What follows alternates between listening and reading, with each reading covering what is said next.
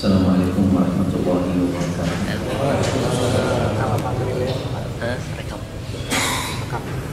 Innal hamdalillah nahmaduhu wa nasta'inuhu wa nastaghfiruh wa na'udzu billahi min shururi anfusina wa sayyiati a'malina. Man yahdihillahu fala mudilla lahu wa man yudlil فلا هادي له وأشهد أن لا إله إلا الله وحده لا شريك له وأشهد أن محمدا عبده ورسوله صلى الله عليه وآله وصحبه وسلم تسليما كثيرا. قال الله تعالى في القرآن الكريم سبحانك لا علم لنا إلا ما علمتنا إنك أنت العليم الحكيم. أما بعد فإن أصدق الحديث كتاب الله وخير الهدى هدى محمد صلى الله عليه وآله وصحبه وسلم وشر الأمور محدثاتها وكل محدثة بدعة وكل بدعة ضلالة وكل ضلالة في النار.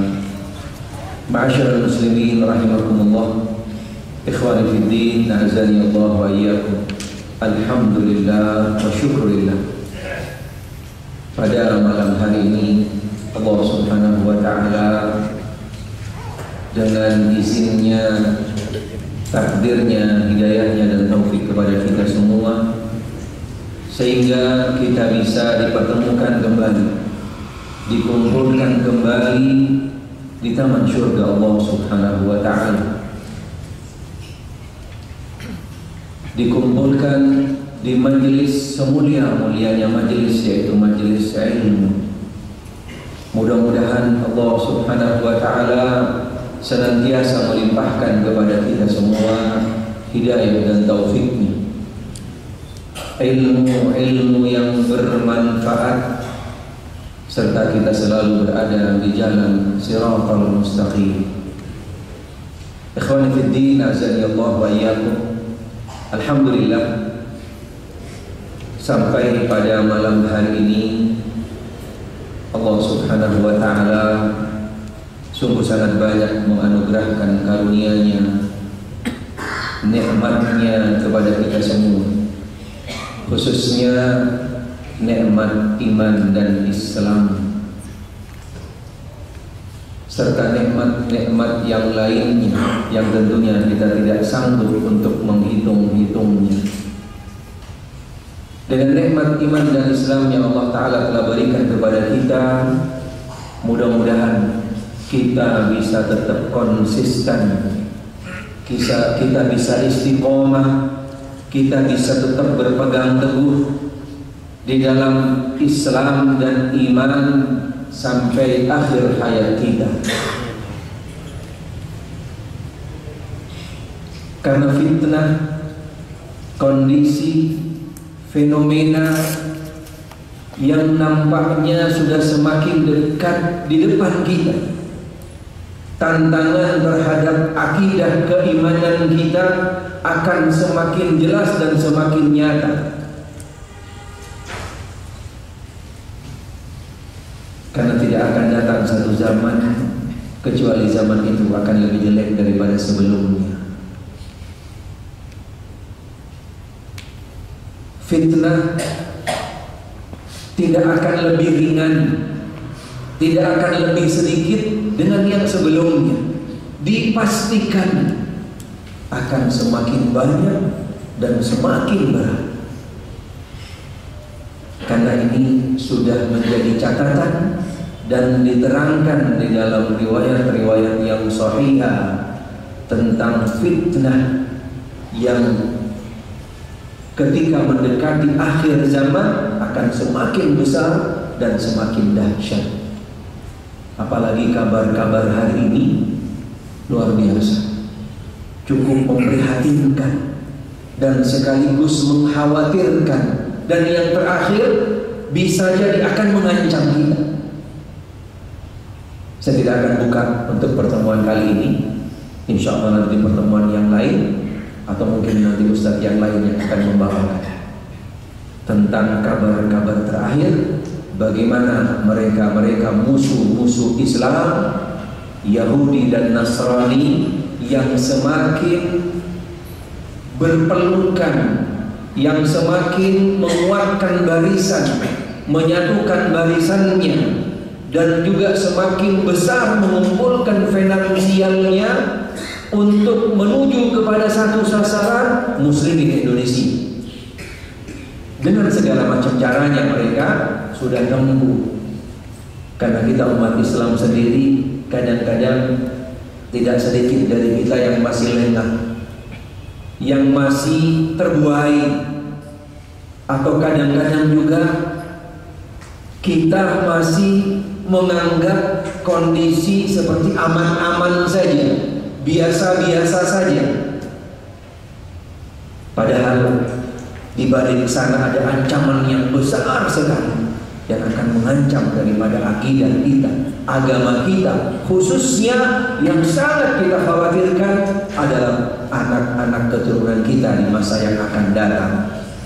Na'udzubillah min dzalik. Mudah-mudahan Allah Subhanahu wa taala menjaga kita semua dan keturunan kita insyaallah semuanya tetap di dalam Islam dan iman, khususnya di dalam akidah ahli sunnah wal jamaah. Ikhwani fid din, azani Allah wa iyyakum.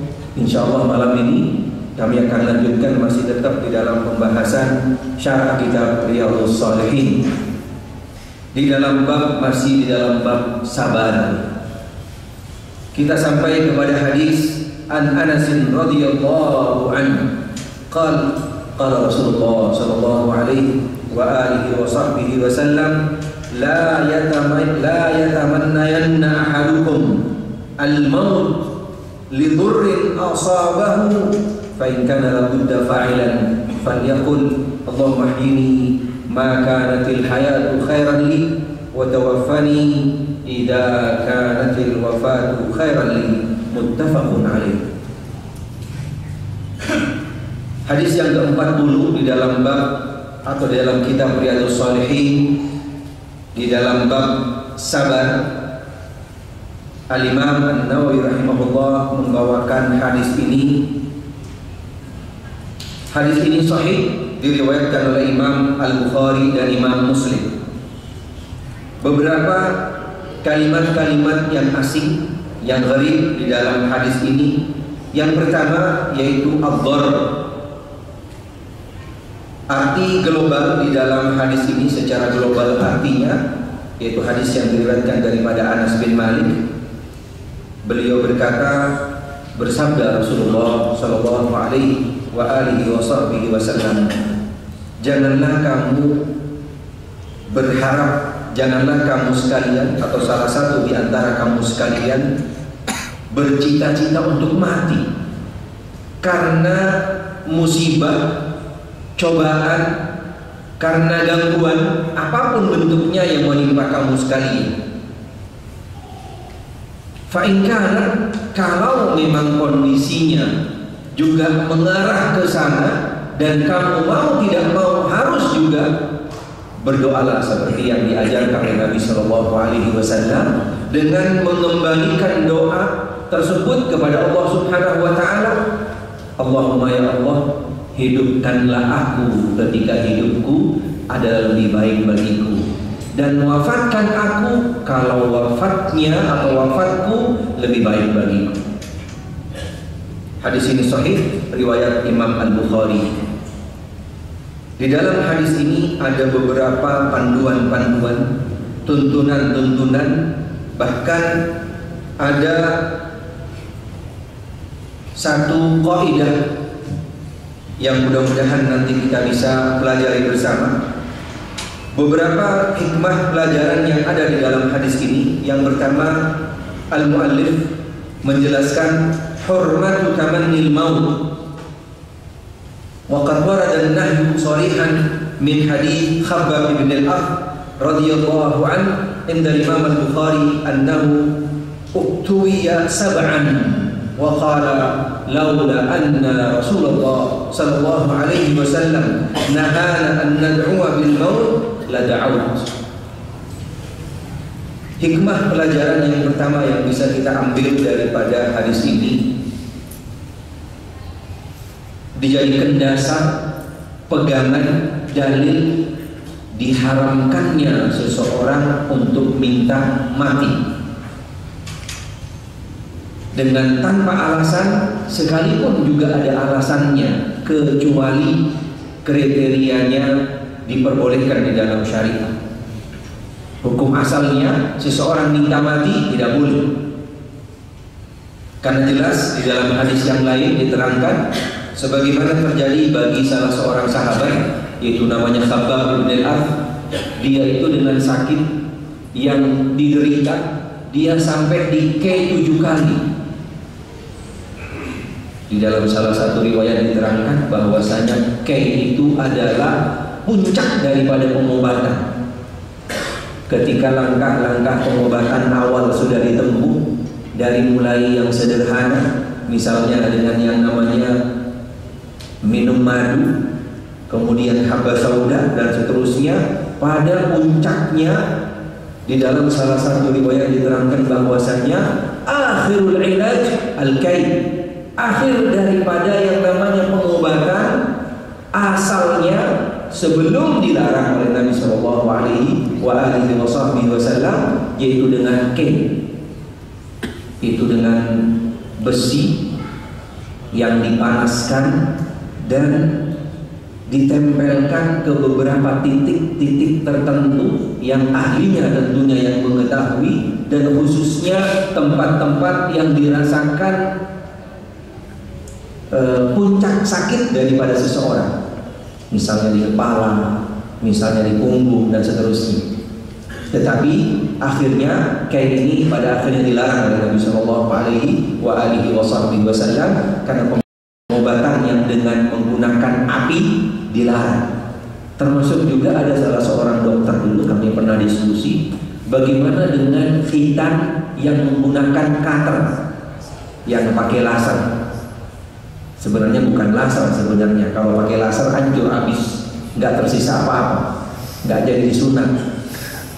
Sebenarnya pakai bahasa medisnya cutter, dia alat potong pakai elektrik listrik yang ujungnya itu melengkung, kemudian di sana ketika alat itu dicolokin ke listrik, dia akan memanas membara dan akan lebih mudah untuk memotong yang namanya kulfa, dan juga sekaligus akan mengurangi pendarahan.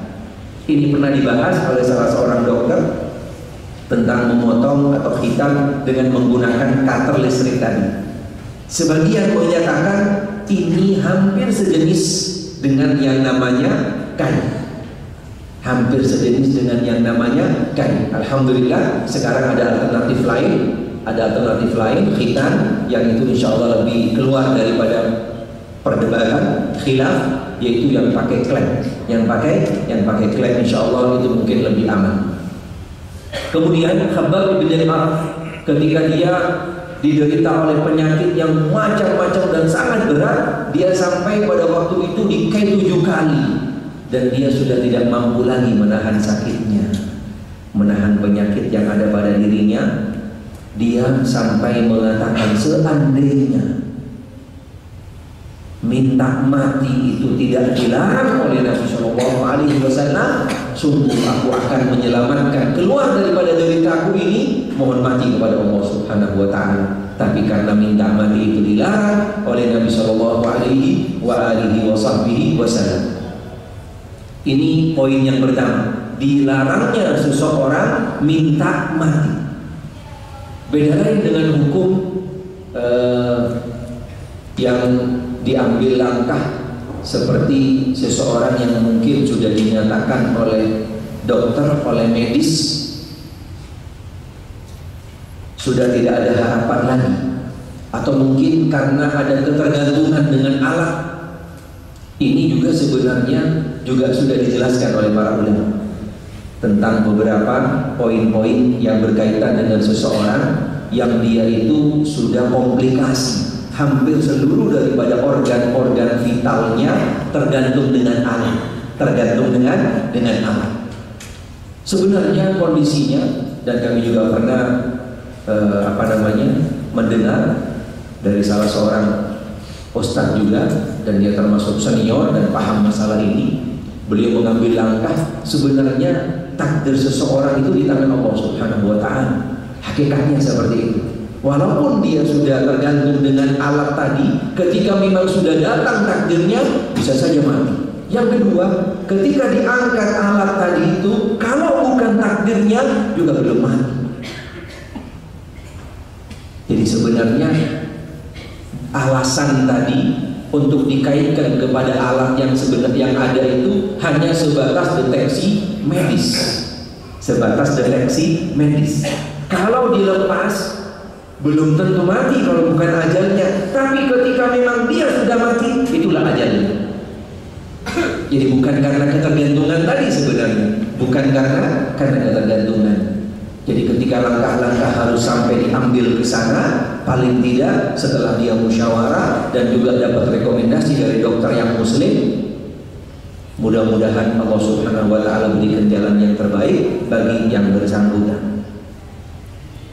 Kemudian yang kedua, hikmah pelajaran yang bisa diambil daripada hadis ini, fa in khasyiya al-'abdu 'ala nafsihi liwuqu'il fitan wa khasyiya an yalhaqahu ad-darar bidinihi ay yalhaqahu ad-darar bidinihi fayajuzu lahu ay yaqula dhalika walakin kama 'allamana Rasul sallallahu alaihi wa alihi wa sahbihi wasallam. Ketika seseorang menghadapi satu kondisi yang sebenarnya bukan karena sakitnya, bukan karena penderitaan yang dirasakan, tapi karena fitnah yang akan mengancam dirinya, khawatir sampai dia itu nanti terbawa oleh akidah yang sesat, terbawa oleh beberapa aliran-aliran yang akan keluar daripada jalur yang benar.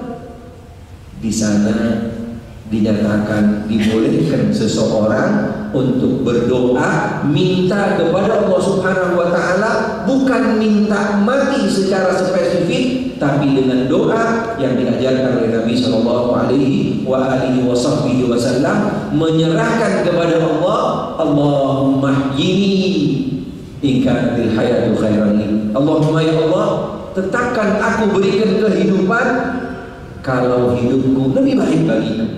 Wa tawaffani in kanatil wafatu khairan li, dan wafatkan aku bila wafat aku itu ada lebih baik bagiku. Jadi seseorang ketika secara spesifik, ya Allah akhirilah hidupku, itu tidak benar dan tidak boleh.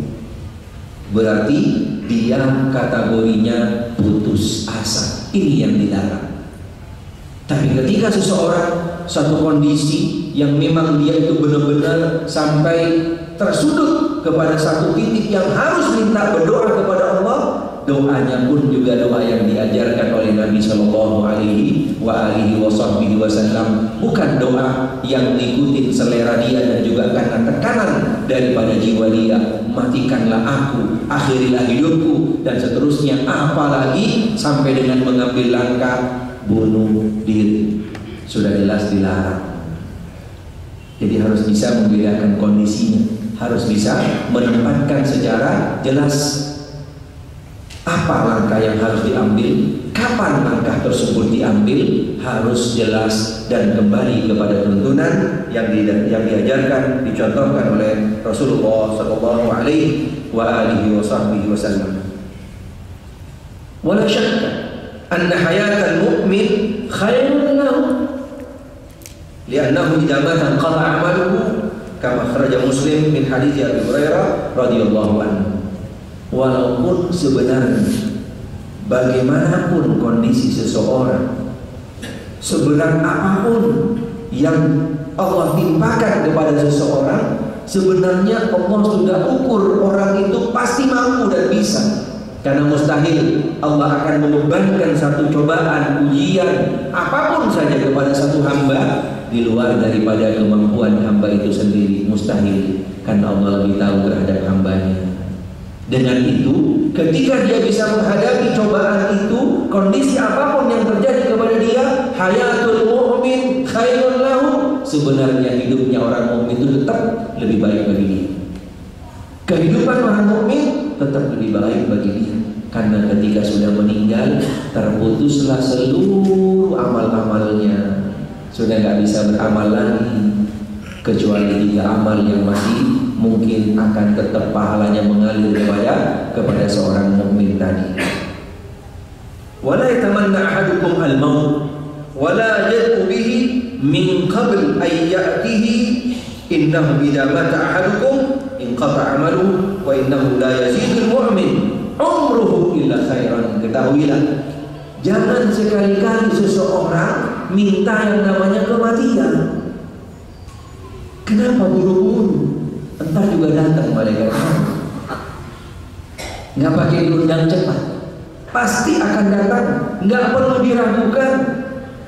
Kenapa harus minta buru-buru? Ketahuilah, dengan bertambahnya umur seseorang, orang mukmin itu lebih baik bagi dia.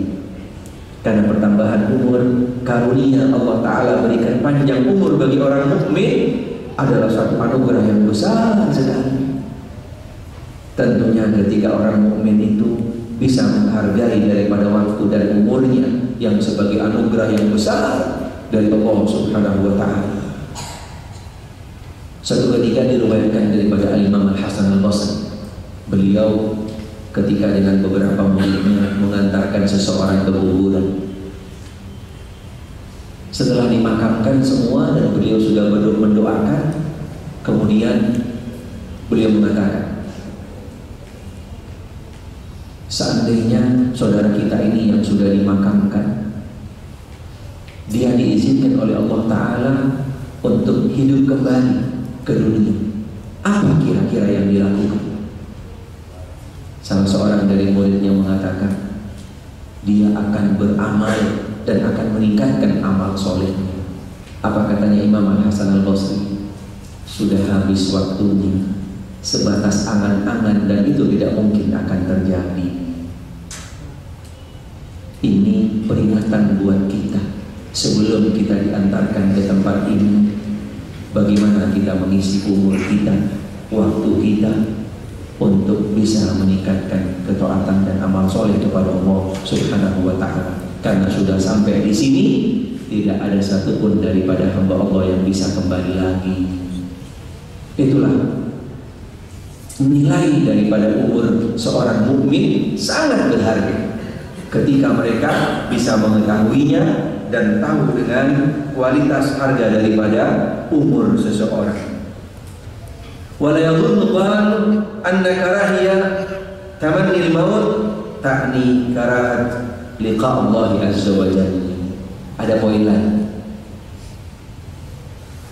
Bukan berarti seseorang ketika takut mati berarti dia itu dikategorikan takut untuk berjumpa dengan Allah. Tidak bisa disamakan. Di sini harus perlu dijelaskan. Karena apa?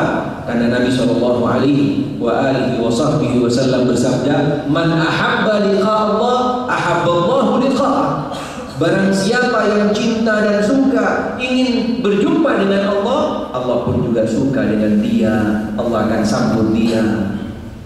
Dan sebaliknya, man kariha liqa Allah, karihallahu liqa'ah. Dan barang siapa yang Allah benci atau dia benci berjumpa dengan Allah, Allah pun juga tidak sudi dengan dia dan tidak mau berjumpa dengan dia.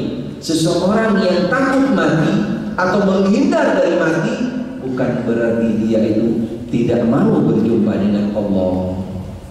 Beda. Walaupun takut mati yang sebenarnya adalah dijelaskan oleh Nabi Shallallahu Alaihi Wasallam ketika Aisyah bertanya kepada beliau, "Ya Rasulullah, siapa sih manusia yang gak takut mati?" Coba angkat tangan siapa yang gak takut mati di sini. Berarti udah full kayaknya pahalanya. Pahalanya udah luber. Pahalanya sudah pasti akan dijamin diterima oleh Allah, amal-amal solehnya. Taubatnya dijamin diterima oleh Allah Subhanahu wa Ta'ala ketika dia sudah seakan-akan tidak takut yang namanya mati. Aisyah mengatakan, siapa ya Rasul yang tidak akan takut dengan yang namanya mati? Semua manusia, dan itu sudah kodratnya manusia, takut dengan yang namanya mati. Bukan berarti dia akan lari daripada takdir, bukan dia berarti tidak ingin berjumpa dengan Allah, tidak ingin disambut oleh Allah, tidak.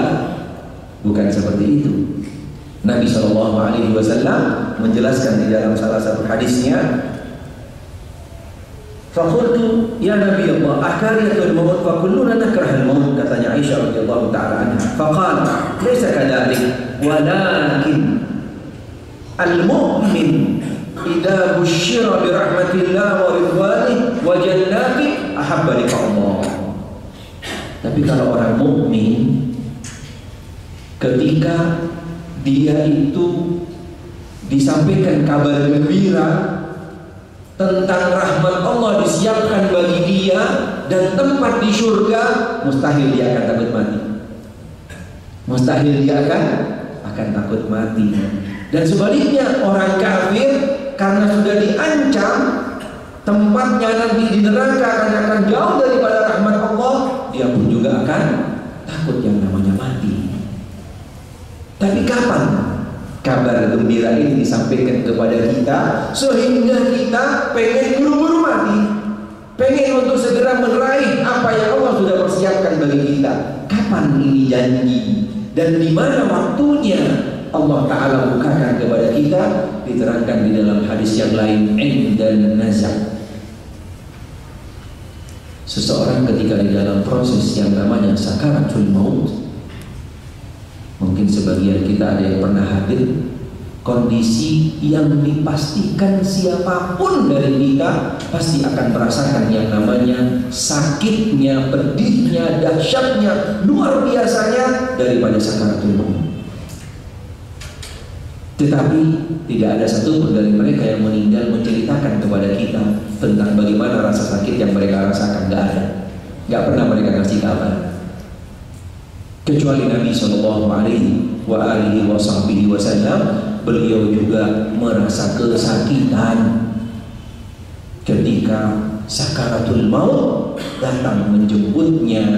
Di dalam salah satu hadis beliau bersabda, innal mauta la sakarat. Nabi SAW bersabda, ketahuilah kematian itu pasti akan diawali dengan sakarat. Dalam riwayat yang lain, inna sakarat la nazak, sesungguhnya sakaratul maut itu sangat dahsyat sekali. Sampai beliau saja ketika di dalam prosesi sakaratul maut, beliau sempat minta air kepada Aisyah radhiyallahu taala anha untuk membasahi mukanya. Ketika seseorang dalam proses sakaratul maut, sebagaimana yang juga tetap dianjurkan oleh Nabi SAW, prosesi mendampingi seseorang yang pernah kami terangkan di dalam sunnah-sunnah kematian, yaitu bagaimana seseorang tetap konsisten di dalam mentalkinkan seseorang yang dalam prosesi akhir hayatnya, terus ditalkinkan sampai kepada dia sudah benar-benar matanya terbelah, berarti rohnya sudah keluar. Di dalam prosesi itu, itulah yang dinamakan dengan sakaratul maut atau nazak.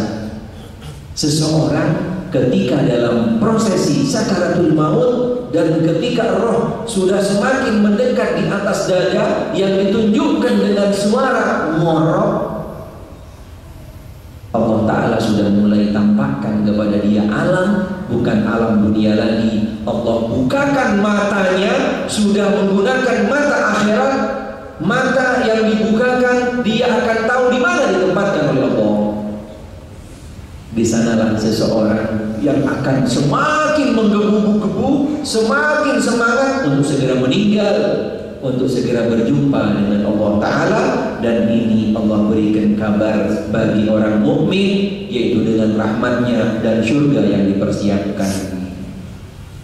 Kalau kondisi seperti ini, nggak ada satupun yang akan mengelak untuk lari daripada kematian, untuk berjumpa dengan Allah. Tentunya semuanya akan berharap berjumpa dengan Allah. Ini maknanya man ahabba liqa Allah ahabba Allah liqa'ah.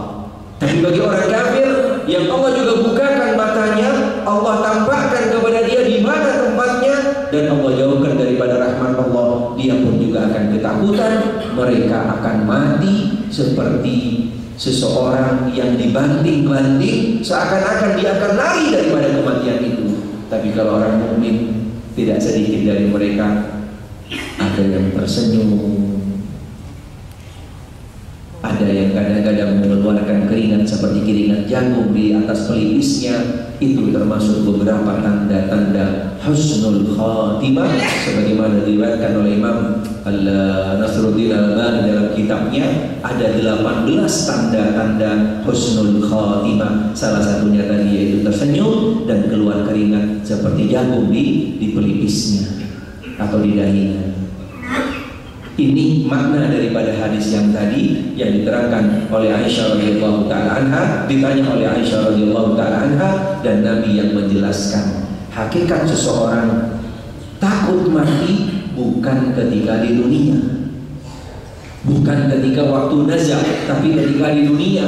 Tapi ketika waktu nazar, seorang mukmin semuanya akan merasa gembira, senang, bahkan akan segera untuk berjumpa dengan Allah Subhanahu wa taala. Bahkan di dalam salah satu riwayat juga dijelaskan, seorang mukmin ketika dia akan digotong atau akan dilakukan prosesi jenazahnya, yaitu dari mulai dimandikan, dikafani, dan digotong dan dibawa ke makam, kalau orang mukmin dia itu mengatakan kepada orang yang ada di sekitarnya, walaupun tidak didengar oleh mereka, qaddimuni, qaddimuni, segerakan aku, untuk diantarkan ke makam, ke kuburan, untuk segera mendapatkan karunia anugerah dari Allah Subhanahu wa taala.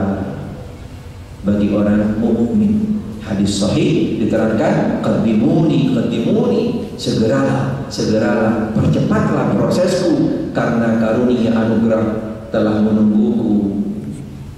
Ini bagi orang mukmin. Intinya hadis ini tentang takutnya mati seseorang dengan hadis yang tadi tidak bertentangan, masing-masing pada tempatnya, masing-masing pada tempatnya.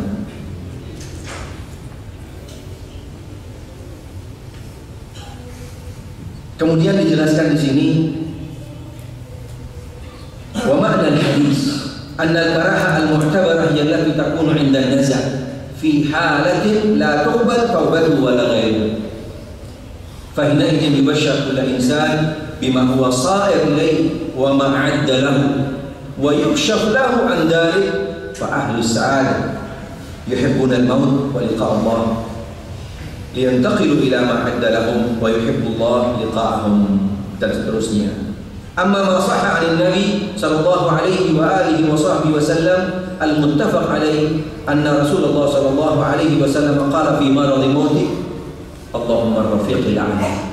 Nabi sallallahu alaihi wa alihi wa sahbihi wasallam ketika proses nazah sakarat, setelah meminta air kepada Aisyah untuk membasahi mukanya, Allah taala tampakkan kepada Nabi sallallahu alaihi wasallam jaminan-jaminan tempat-tempat yang tidak disediakan buat siapapun daripada hamba Allah kecuali buat Nabi Muhammad sallallahu alaihi wasallam.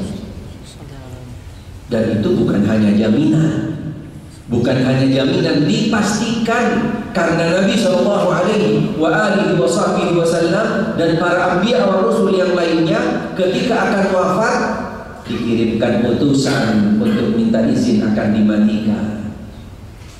Beda sama kita, kalau kita nggak pernah ada SMS dikabarin siap-siap malam, nggak ada. Pasti yang sifatnya kematian itu akan datang pada waktunya, pada waktunya, dan juga tidak bisa dikatakan mati itu mendadak, nggak bisa. Kalau mendadak berarti jangan-jangan malaikat maut kena macet, berarti tidak ada. Tidak ada yang namanya mati mendadak, tidak ada.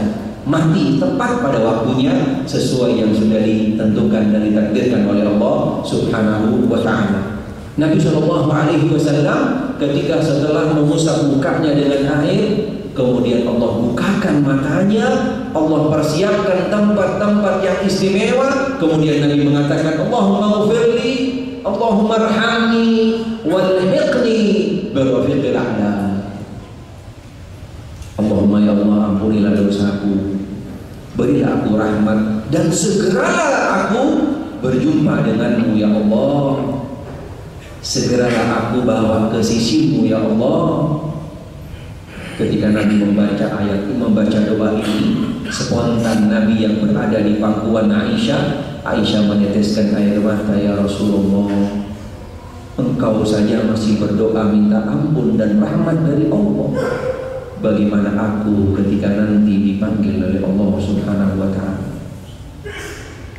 Nabi saja masih minta ampun, minta rahmat dari Allah Subhanahu wa ta'ala. Bagaimana aku nanti ya Rasulullah ketika dalam kondisi sakaratul maut?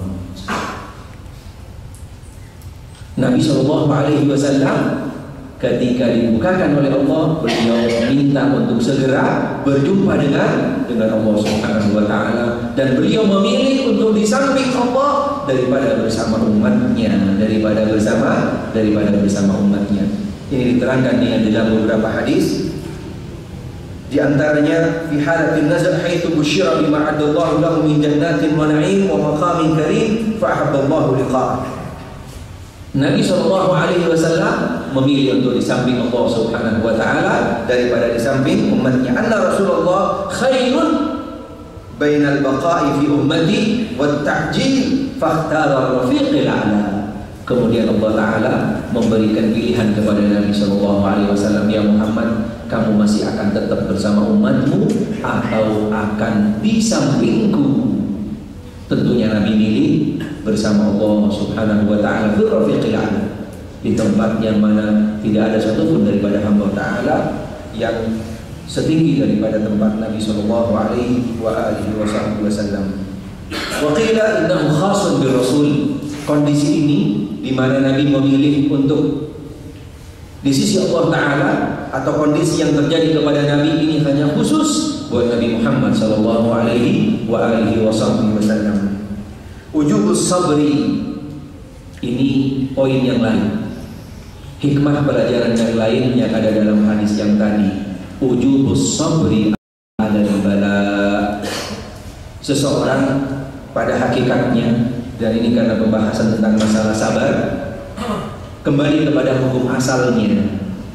Apapun, bagaimanapun, seberat apapun, sepanjang kapanpun dia mendapatkan cobaan, musibah yang datang dari Allah Subhanahu wa ta'ala, tetap bagi seseorang untuk bisa bersabar. Ujubus sabri alal bala, berarti keluar daripada konteks dia itu untuk minta jalan kepada Allah Subhanahu wa ta'ala yang terbaik, jalan yang terbaik. Wa adami tadajjur, serta menghindari yang namanya mengeluh, karena mengeluh termasuk salah satu daripada poin yang akan mengurangi daripada pahala sabar. Jadi kalau seseorang ingin mendapatkan pahala sabar itu full, seperti yang diterangkan di dalam salah satu poin tentang syaratnya seseorang akan bisa mendapatkan sabar itu full. Yang pertama, istirja, mengembalikan kepada Allah Subhanahu wa ta'ala dengan berdoa, Allahumma ajirni fi musibati. Setelah dia istirja, inna lillahi wa inna ilaihi raji'un, Allahumma ajirni fi musibati wa akhlif li khairan min. Kemudian dia itu bersabar di dalam menghadapi cobaan musibah itu. Dan yang ketiga, dia ridho, menerima dengan apa yang Allah tetapkan baginya dengan tidak mengeluh. Baru pahala sabar yang sempurna dia akan bisa dapat. Tapi kalau tidak melalui 3 syarat ini, mungkin dia tidak akan bisa mendapatkan pahala sabar yang sempurna. Lima fihi minal i'tiradi ala qadarillah, karena seseorang ketika dia itu banyak mengeluh dari cobaan musibah yang Allah timpakan kepada dia, al-i'tirad sama seperti seseorang seakan-akan dia itu berpaling daripada takdir Allah, daripada catatan Allah Subhanahu wa ta'ala. Bukan hanya pahala sahabatnya yang hilang, malah dia akan dikhawatirkan daripada keimanannya dengan tidak yakin takdir dan qada yang datang dari Allah Subhanahu wa ta'ala. Tetapi orang merintih dalam kesakitan boleh, karena beda. antara tadajjur, mengeluh, dengan merintih. Dan nanti juga akan dijelaskan ada salah satu hadis sahih, dan ini juga diriwayatkan oleh Imam Al-Bukhari dalam sahihnya. Beliau menjelaskan dan menjadikan judul bab yajuzu lil maridi ayyain, dibolehkan bagi seseorang yang sakit itu merintih. Aduh sakit, boleh, tapi dengan tidak mengeluh. Karena kalau mengeluh, tadajjur dalam bahasa Arab istilahnya nggak habis-habis. Setiap ketemu siapa aja diceritain penyakitnya. Ada nggak kuat, udah nggak sabar, udah nggak, dan seterusnya. Beda dengan namanya mengeluh. Seperti contohnya merintih. Seorang yang sakitan gigi, sakit dan seterusnya, itu beda dengan namanya mengeluh. Dia merasakan ada sakit, tapi dengan tidak menunjukkan ekspresi yang mengeluh. Itu dibolehkan. Itu dibolehkan. Kemudian al-abdul mu'min yufawwad amrahu ilallah. Orang mukmin ketika menghadapi yang namanya cobaan dan musibah selalu mengembalikan segala sesuatunya kepada Allah Subhanahu wa ta'ala.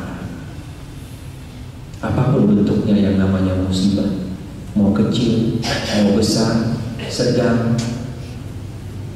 sebentar, lama, apa saja semuanya dikembalikan kepada Allah Subhanahu wa ta'ala. Karena seseorang ketika dia itu bisa menerima, ridho, legowo dengan apa yang sudah Allah catatkan kepadanya, dia hidupnya akan menang, hidupnya akan tentram, tidak akan mengeluh, juga tidak akan yang namanya iri hati, dan juga tidak akan yang namanya dia itu akan berharap lebih dan seterusnya, karena sudah menerima dengan apa yang sudah Allah Subhanahu wa ta'ala catatkan, bagikan kepadanya. Di dalam salah satu ungkapan bahasa Arab dikatakan,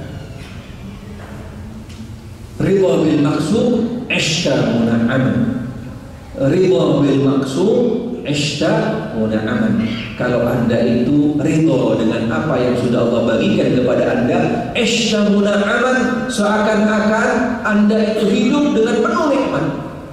Apalagi hakikat kenikmatan yang terbesar yang Allah Ta'ala berikan kepada seseorang, sebagaimana diterangkan dalam salah satu hadis sahih, seseorang mendapatkan yang namanya al-amnu was-sihha, bagikan dia itu sudah memiliki dunia dan seisinya.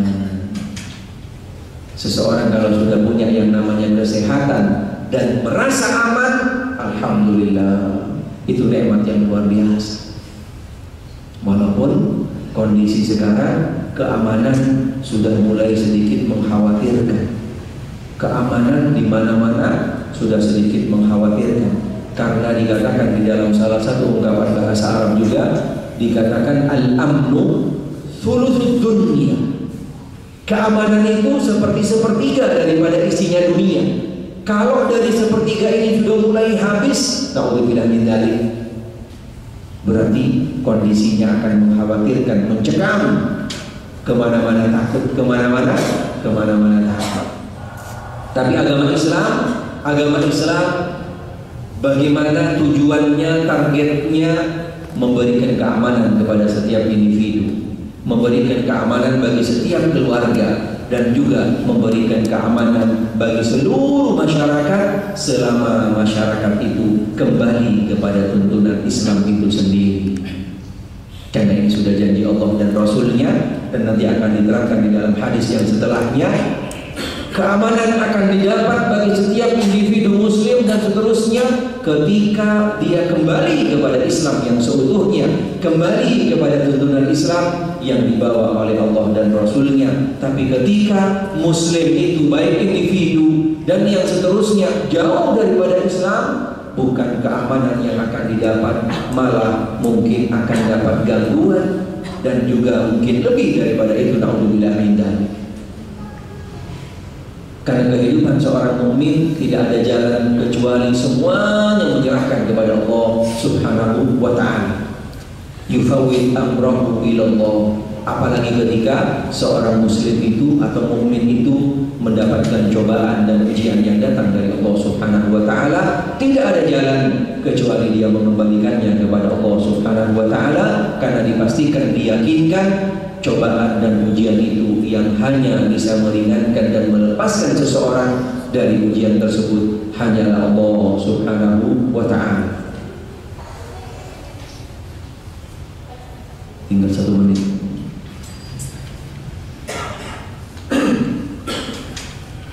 Ini beberapa poin, beberapa hikmah, beberapa pelajaran yang bisa kita ambil daripada hadis Anas bin Malik tadi, yaitu tentang dilarangnya seseorang minta mati atau berdoa mati kepada Allah Subhanahu wa taala kecuali ketika di dalam kondisi-kondisi tertentu, khususnya ketika fitnah yang menimpa dia dan mengancam dia sampai akan terseret jatuh kepada hal-hal yang keluar daripada ajaran Islam.